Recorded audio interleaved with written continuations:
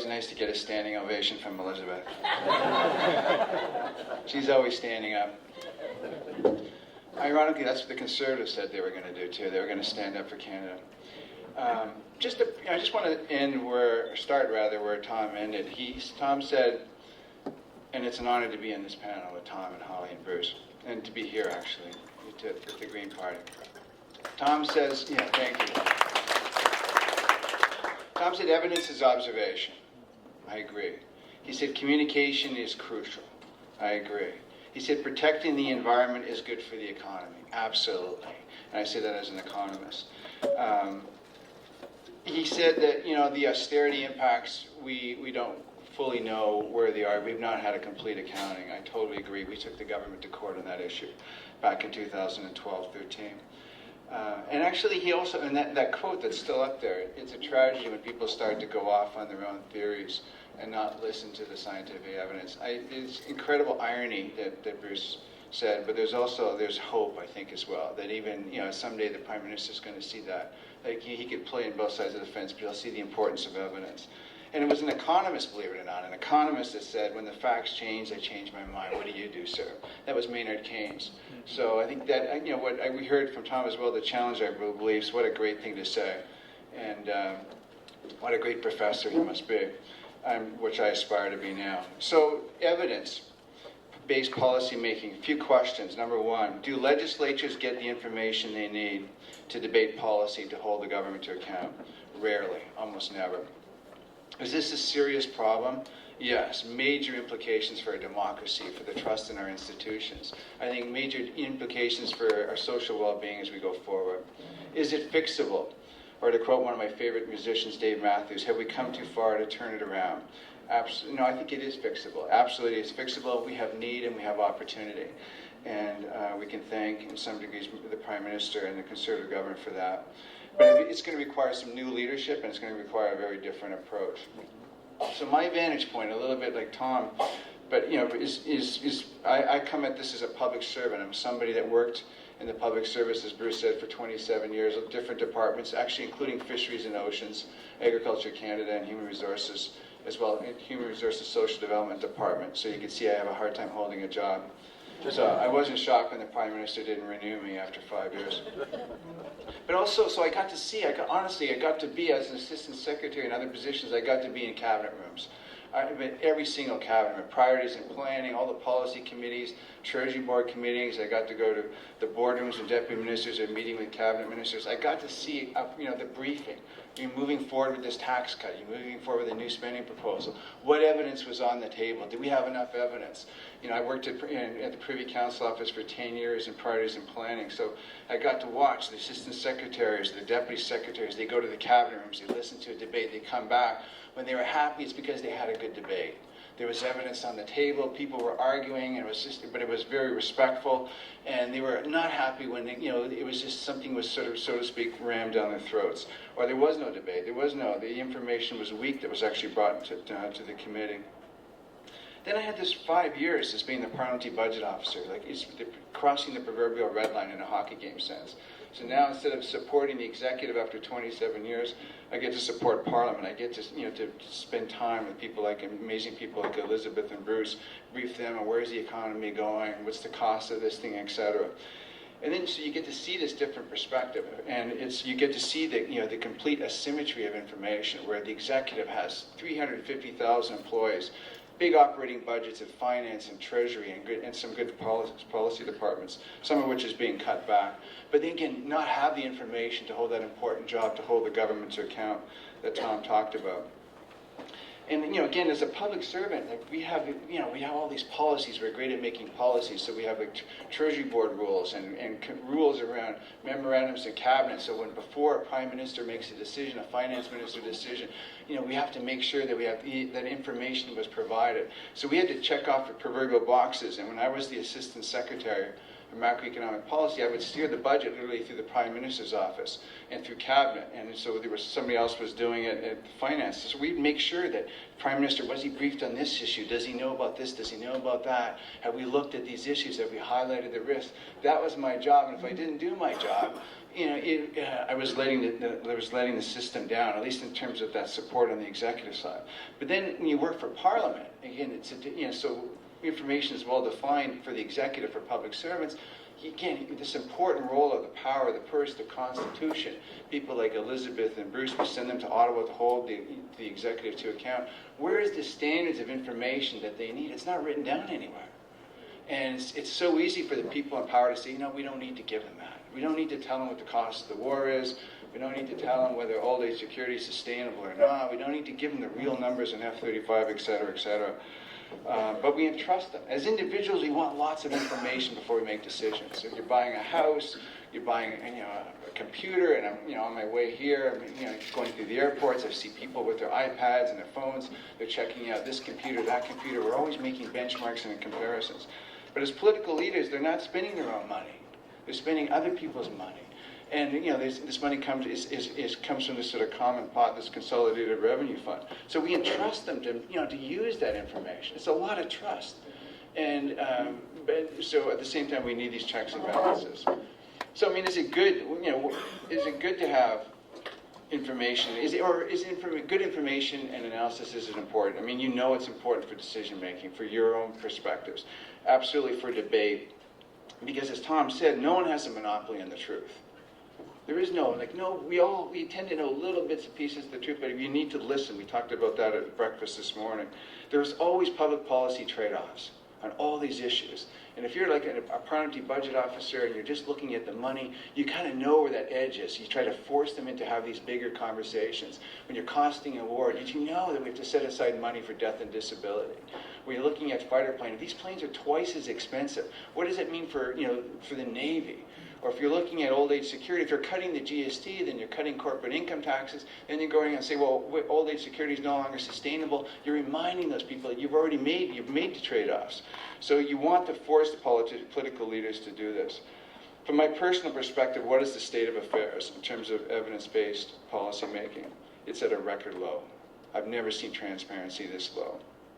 All kinds of examples. When we were doing the work, the Parliamentary Budget Office on crime bills, costing fighter planes, we'd be going to Statistics Canada, we'd be going to the United States, depending on the nature of the file. We'd been asking them for information, and then we'd be saying, has the public service been here from Canada? No.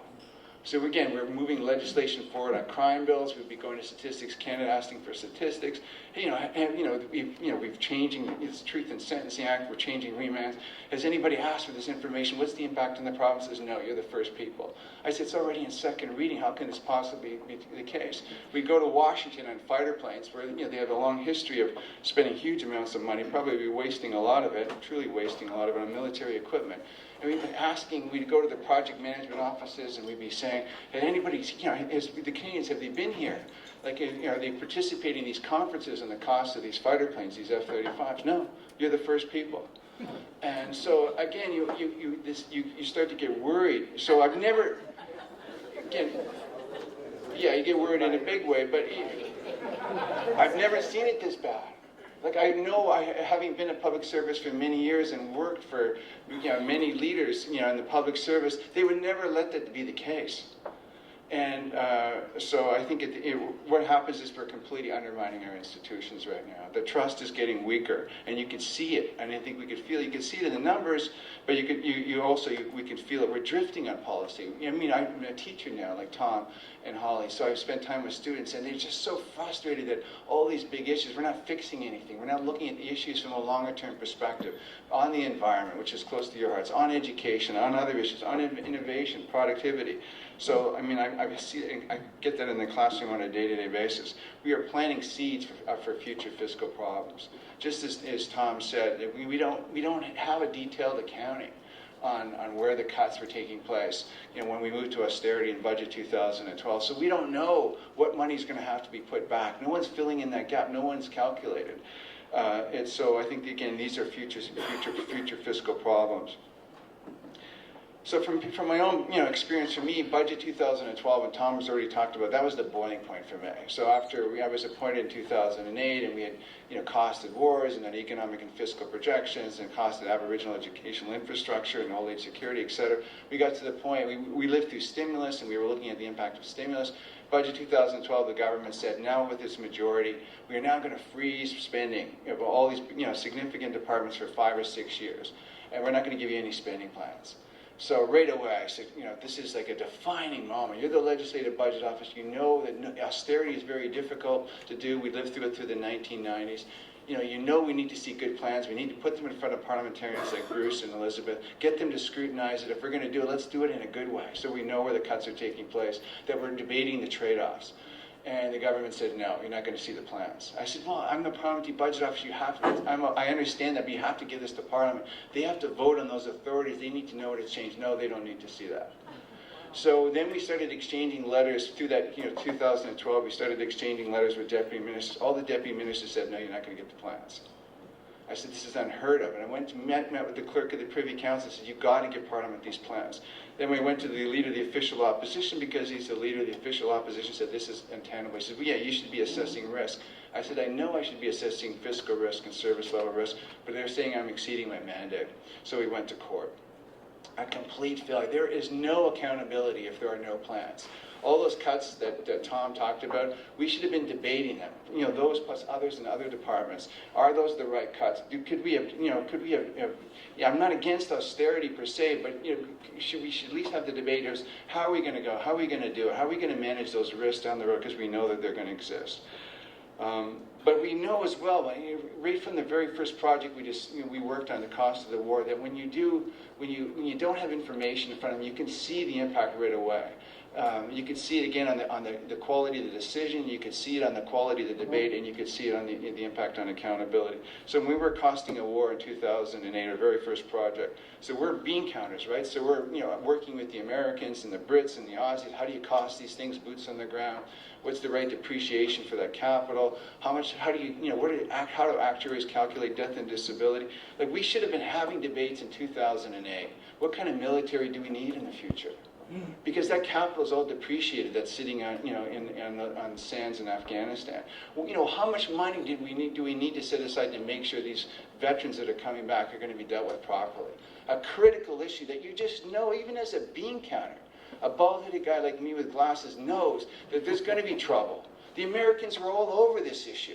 We could go to any number of universities. We could go to Washington. They were giving us data on this stuff, and we had no debate. The debate starts in 2011 and 12 when kids are killing themselves over stress. You could have started that debate right at the beginning. How do we know we have the best programs? So even money, sometimes it's the thin edge. Money's not the most important thing, but we can get at these debates. Cost and crime bills. When, again, in 2009 and 10, the government says we need to be tough on crime. So we said, fine, be tough on crime, but what's the cost? No, it can't tell you the cost. It's a cabinet confidence. And then he said, well, we're going to cost it. So we started, again, working with Statistics Canada, working with the provinces, didn't get a lot of help with departments. Knowing that, again, no matter what the cost is, you cannot put more people in prison, keep them there longer with no cost. So there has to be a trade-off. But when you tell people there's no cost, you don't have to discuss the trade-off. There is no discussion. So you're not debating, well, what if we build more schools for Aboriginal kids? What if we build better community centers? What if we have better mental health programs? There is no debate, because there's no cost to being tough on crime. Apparently you could put more people in prison, keep them there longer, there's no cost. Well, that ain't the case. But again, the death of evidence, what's the impact? No debate, no accountability. F-35, the same issue. The government basically saying with the press release, less paper than this. The government says they said we need $16 billion for this fighter. We said, well, you need at least twice that amount. And that's not even us saying that. You don't even have to be smart. You just have to talk to the Americans. Like, we weren't that smart. We could just go to them and say, what are your models? What's acquisition? What's operation sustainment? What does it cost to fly this fighter plane? What does it cost to fly this new fighter plane? What are your costs? So that's them saying it. So again, if the government, they're worried about sticker shock, they'll say, well, we're going to get it really cheap. Well, the Americans aren't going to sell it to you cheaper than they're paying for it. They don't do that. They didn't get to be the United States of America by doing those kind of procurement policies. But you understand the incentives. But then there's no debate. Is this the right fighter plane? Like, do we need a strike fighter? Are we going to be the first ones in on these battles? Do we need to have stealth? How much do we want to pay for this stealth? We want a fleet of 62. Do we need all strike fighters? Do we want some planes to fly up the east and west coast and up north? Because there's not the F-35. Not a single engine plane, not a slow plane, not a plane that's not fuel efficient. There's other better planes. No debate. Right? So we're going to end up with a bad decision. We end up with no debate and almost no accountability. And actually no trust. Okay, so can we fix this thing? Yes. We can fix it. And I think, again, we have this great context for change. And it's like, I often think in my office, we always quote Seinfeld. But it's like, it's like George wake up in the morning, I'm going to do everything the opposite. You could almost be successful, like PBO, we're successful on transparency because we would look at the public service and we would say, well, what would they do? Okay, we're going to do the opposite. Because it's got to work. We don't even have to think this thing through. We'll just... 1 minute. So I think there's a great context for change. Number 2, leadership has to change. You need leaders with vision. You need builders. There's a great piece written by Tom Friedman. It was built on another article in the Foreign magazine where Tom Friedman talked about we have controllers. This top-down kind of control state, it just disrupts. There's no building, there's no forces, there's no looking to the future. That is not the future. The leaders are people that bring people together. It'll be more bottom-based. It won't be top-down, controlling information. It'll be building confidence in the House of Commons. And lastly, my very last point, we will need institutional renewal. Our institutions are broken. The Senate is broken. Completely. There's no trust in the Senate right now. The House of Commons, they do not have the power of the purse. We can fix these things easily. We had a debate last night on the chart of accounts. My students, they have to look at this kind of stuff. We can bring people in that could fix that, some of the financial processes. These are all fixable. But we will probably need a Royal Commission to fix it. I think the people that are in the system right now, they are not capable of fixing, not the current characters. They're going to need help. And we will need a Transparency Act. And we will need to help us change the culture. Our culture has gotten so bad with respect to information. It's going to take some rules to actually fix it. Thanks very much.